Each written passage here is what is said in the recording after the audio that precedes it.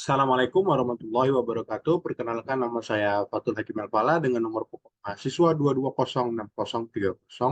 22060307722. Saya berasal dari Fakultas Teknik Universitas Indonesia dan jurusan Teknik Perkapalan Universitas Indonesia. Di mana kali ini saya akan memenuhi penugasan metode numerik dari Bapak Dai, Pak Dai atau Pak Dosen Ahmad Indra, di mana kali ini adalah penugasannya agar saya membuat video di mana saya menjelaskan kembali apa yang telah saya tangkap dari penjelasannya pada pada kelas 19 April 2024. Nah, sekarang saya akan memulai. Nah, di antaranya yang saya perhatikan dari awal adalah yang ditekankan oleh Pak Dai adalah kalau semua manusia itu harus memiliki conscious, harus memiliki kesadaran jika diartikan dalam bahasa Indonesia. Tapi yang ingin diartikan oleh Pak Dai di sini adalah conscious bukan sekedar sadar, tapi kita harus conscious dalam kehidupan. Kita harus conscious, betul-betul conscious, bukan seperti kita ada dan kita sadar kita ada. Tapi Pak Dai maunya kita adalah kita sadar ada dan kita gunakan kesadaran tersebut untuk berpikir. Jadinya adanya kita betul-betul eksis, betul-betul ada. Konsep yang dijelaskan oleh Pak Dai pun itu harus digunakan secara berkala. Kenapa harus digunakan secara berkala? Karena konsepnya tersebut tidak mungkin diam. Meskipun ada beberapa orang yang berucap atau membilang kalau di sana tidak ada sama sekali yang namanya conscious of thought, conscious of pikiran. Tetapi dalam konsep yang diberikan Padai memberikan konsep ke kita supaya kita sadar. Karena bagi Padai, jika kita sadar, kita akan mengetahui kalau semua itu karena Tuhan. Semua yang kita lakukan itu karena Tuhan. Nah, kemudian Padai juga menjelaskan bahwa semua nilai yang diberi Padai itu bukan nilai untuk menjudge kita. Karena apa? Karena nilai itu sebenarnya hanya bonus dari ilmu yang kita dapat ketika kita mengemban pendidikan. Sama halnya seperti sesuatu hal yang kita tidak ketahui, jika ada atom yang paling kecil, maka ada juga kuanta yang subatomic lebih kecil. Yang lebih kecil daripada itu apa? Kita tidak tahu. Itu yang dimaksud padai dengan karena Tuhan. Semua yang tercipta pasti karena Tuhan. Semua yang ada pasti karena Tuhan. Oleh karenanya alasan kita juga harus berdasarkan alasan karena adanya Tuhan. Di mana sebagai contoh, di dalam fisika itu semuanya pasti harus ideal, harus sama dengan nol. Karena di dalam fisika itu mengembangkan yang namanya balance atau keseimbangan energi atau momentum atau massa dan sebagainya. Itulah yang disebut dengan rumusan sejati. Itu rumusan yang pasti ada, yang pasti sudah tercipta sendiri.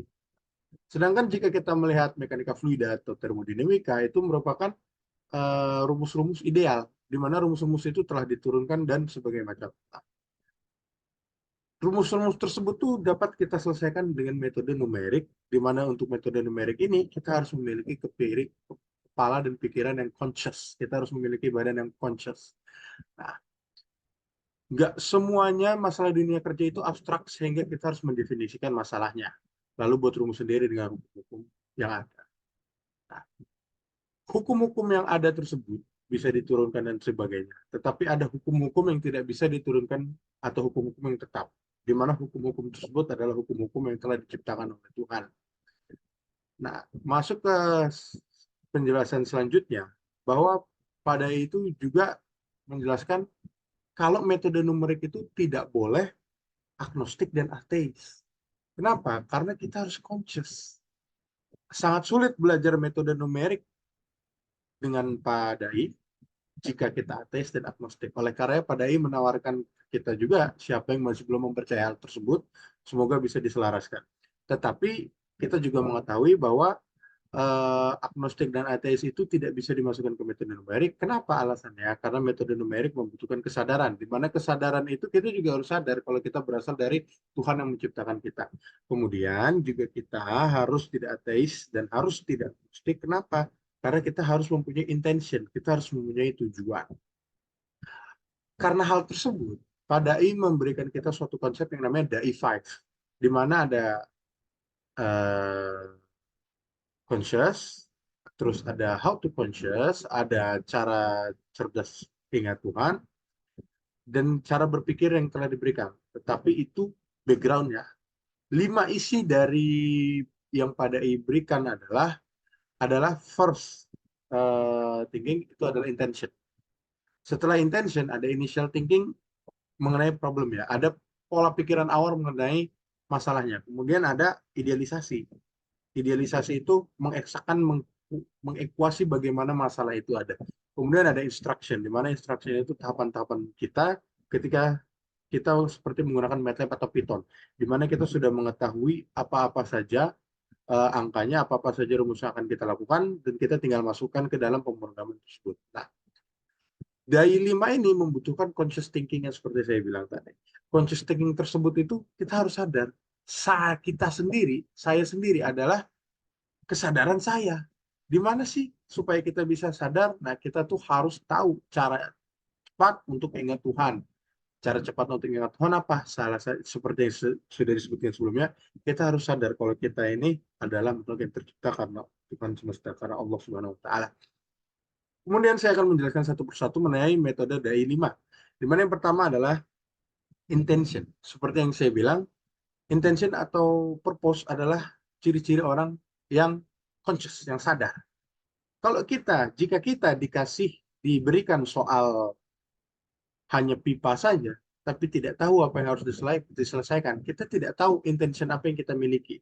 Tetapi jika kita diberikan pipa dan ditanya bagaimanakah suhu luaran pipa tersebut, kita memiliki tujuan bahwa kita harus mencari suhu luaran dari pipa tersebut. Selanjutnya itu yang diberikan padai adalah konsep dengan initial thinking about the problem. Initial thinking about the problem ini contohnya adalah apa sih yang harus dilakukan supaya problem ini selesai. Jika kita diberikan pipa tersebut dan diberikan pertanyaan untuk menghitung temperatur luarannya, maka tentu kita harus berpikir, wah, suhu ini harus menggunakan apa ya? Kalau ada yang keluar, berarti ada debitnya dong. Debit tersebut mempengaruhi suhu tidak. Komponen-komponen tersebutlah yang harus kita cari.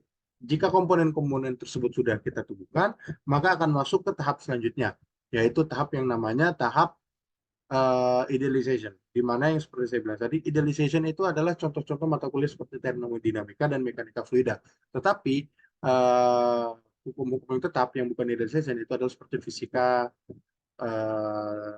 yang inti, fisika terapan, fisika yang lain-lain, di mana yang satu tambah satu sudah pasti dua, satu sama dengan satu sudah pasti itu terapan. Nah, kemudian idealization ini contohnya adalah jika kita sudah tahu T sama dengan 0, dan kita sudah tahu T tersebut 0 karena apa, kita harus mencari ekuasinya. Jika dalam pipa tersebut kita sudah mengetahui rumus-rumus yang kita inginkan, maka kita sudah mengetahui bagaimana cara membuat ekuasi selanjutnya. Bagaimana cara mengidealisasikannya. Nah, terus yang terakhir ada instruction. Seperti yang saya bilang tadi, instruction itu bagaimana kita meruntutkannya sehingga kita dapat mendapatkan jawaban akhir. Dan yang perlu kita ketahui, jawaban akhir itu bukan segala-galanya. Kenapa? Karena buktinya kalau kita conscious adalah, ini yang saya tangkap dari penjelasan Pak Dadi, intinya yang kita dapat adalah jika kita conscious, konsep 5 yang pada diterapkan ini, yang kita diberikan ke kita, Alhamdulillah ini, itu sudah membuktikan bahwa kita itu conscious thinking. Kalau kita sudah menggunakan lima-limanya, itu yang saya tangkap dari pembelajaran. Kemudian eh, kita tuh dalam konsep tersebut tuh inti-intinya adalah untuk mendapatkan suatu dari tujuan, untuk mendapatkan pola berpikir utama awal untuk suatu masalah, untuk mendapatkan idealisasi dari suatu masalah, patternnya, objeknya, asumsi-asumsinya seperti apa, dan prinsipal-prinsipal dasarnya dan basis-basis dasarnya kita itu idealisasinya itu harus kita tahu seperti itu sehingga kita bisa membuat ekuasinya. Kemudian yang perlu kita ketahui lagi, semua hal itu berhubungan dengan yang namanya conscious, kembali lagi dengan namanya kesadaran. Jika kita bisa melakukan tahapan-tahapan seperti itu, maka kita manusia yang conscious. Tetapi conscious hanya jika bisa hanya melakukan itu juga tidak bisa disebut conscious juga, karena conscious kita juga harus tahu penerapannya kemana, kita juga harus tahu kenapa itu menjadi seperti itu, oleh karena kita harus menjalankan 5 tadi. Nah, seperti yang saya bilang, hal tersebut tidak segala-galanya, hasil dari akhirnya itu tidak segala-galanya, karena prosesnya adalah pembuktian bahwa kita sukses, dan hasilnya tersebut kalau nggak dapat, kita juga bisa berdoa kepada Allah Ta'ala, semoga kita dapat ilham yang ada. Nah, semua itu kita dapat. Tapi kita juga harus memiliki yang namanya interference, interaction. Kita juga memiliki interaction. Padahal berbicara kepada kami di kelas waktu itu, natural interfacing dan synthetic interfacing. Kalau interfacing itu bisa terhadap saya yang sedang saya lakukan ke laptop ini terhadap 2D atau sintetik terhadap 3D, terhadap manusia. Nah, kenapa kita harus bisa menerapkan natural interfacing dan synthetic interfacing? Agar semua yang dijelaskan dosen juga masuk ke kita. Mulai dari pemikiran masalahnya hingga sampai solusinya. Metode numerik lebih dari aljabar. Metode numerik membuat kita harus conscious thinking. Metode numerik membuat kita menjadi manusia yang conscious, yang sadar akan bagaimana dunia ini bekerja. Kurang lebihnya mohon maaf, itu kesimpulan, itu yang saya mampu tangkap dari pembelajaran Padai. Di pertengahan Padai juga memberikan contoh pipa, tangki yang mempunyai outlet dan inlet, di mana outlet dan inletnya tentu areanya berbeda. Padai juga memberikan contoh itu. Pada video kali ini saya memberikan contoh pipa luar, suhu temperatur pipa luaran sama dengan suhu pipa temperatur dan jadi untuk bisa kita berintervensi, kita harus aktif, kita harus ngomong, kita harus bertanya, kita harus memahami, kita harus berpikir secara konsep padai, itu juga termasuk yang bagus untuk konsep sebagai kita conscious thinking. Kita bisa menjadi manusia yang conscious thinking jika kita menggunakan conscious kita. Makanya itu sangat penting untuk diterapkan. Kita harus bertanggung jawab atas ruh yang telah ditiup oleh Allah Subhanahu wa taala terhadap kita. Jangan jadi manusia patung, jadilah manusia yang berpikir dan manusia yang sadar. Kurang lebihnya mohon maaf. Hal tersebutlah yang saya dapatkan di tadi semampu saya dengan tambahan beberapa catatan yang saya catat poin-poin pentingnya dan saya kembangkan serta beberapa opini saya mengenai bagaimana sih konsep yang diberikan pada oleh nol semuanya konsep tersebut sangat bagus dan saya rasa harus diterapkan untuk engineer karena hal tersebut dapat menyadarkan diri kita bahwa semua yang kita buat itu memiliki tanggung jawabnya serta proses-prosesnya. Hal itu harus kita sadari untuk menghindari kecelakaan dan kegagalan pada rekayasa-rekayasa yang kita buat. Kurang lebih yang maaf, saya Fatul Hakim Al-Falah, undur diri, wallahi taufiq wal hidayah, wassalamualaikum warahmatullahi wabarakatuh.